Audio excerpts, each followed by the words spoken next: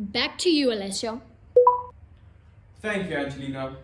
As you can see, the Umfungimbangu Natural Spring in Westside, California is still alive and well, after numerous sources reported that it had finally dried up after 100 years. Meaning that it is fake news. Which brings me on to my next topic. Fake news. What is fake news? Fake news can be described as false or misleading information presented as news. Fake news often has the aim of damaging the reputation of a person's entity or making money through advertising revenue. Like discussed, fake news can damage someone's reputation, but there are many other consequences, such as distrust in the media, undermining the democratic process, platforms for harmful conspiracy theories and hate speech, as well as to discredit science. A good example of discrediting science would be the anti-vax movement. Here we can see the danger in fake news as people become anti-vaxxers and reject the idea of being vaccinated due to conspiracy theories that the vaccines are going to be used by the government to control us. So that people are actually taking the vaccine to not get as severely ill once they contract COVID-19 and having to go onto ventilators.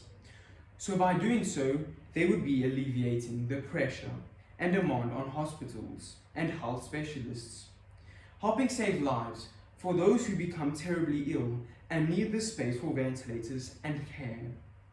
Another major problem with fake news is the negative effect it can cause on people, on which fake news is created on.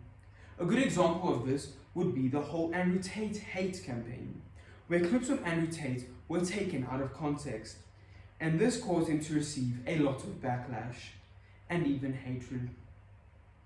When this whole campaign was actually created to promote strong men, and also known as traditional men, the idea of men being providers and protectors for their family and partners, as well as being strong.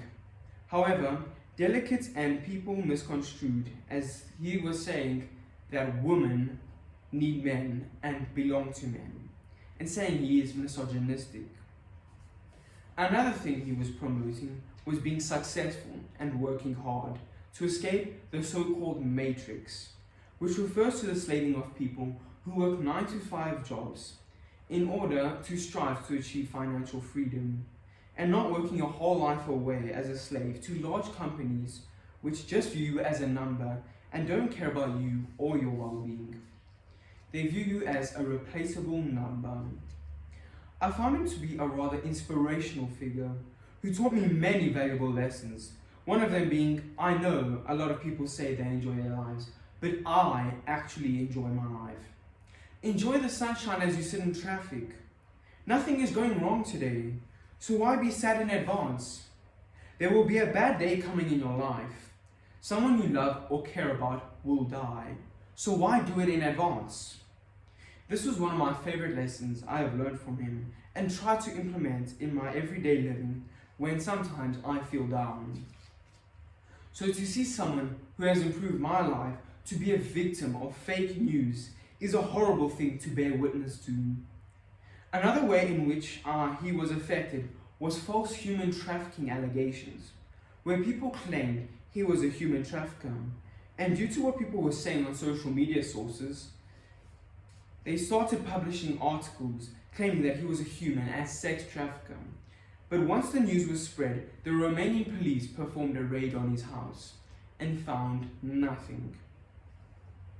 As we see here, that the media contains the power to be dangerous, purely on the fact that if people do not like you or like what you are saying, they are able to create false information, and without any evidence, certain news companies publish fake news in order to sell as many possible copies as possible. This is very scary as it prohibits the freedom of speech, and your freedom of speech is determined on what the masses like. Lastly, we can use him as a final example to show the severity of fake news. Was when the media once again created more false allegations, but this time it was rape allegations, and these allegations were published by the news. companies including major organizations such as the British Broadcasting Commissions. This led to him and his brother's arrest, Tristan Tate. After them being arrested for over 3 months with zero proof, they finally released him. This shows the power that fake news possesses. It is able to have people arrested for over 3 months, all in the pursuit of articles and making money, without thinking about the repercussions that it will have on people, as well as it being a serious threat to people on whom you don't like.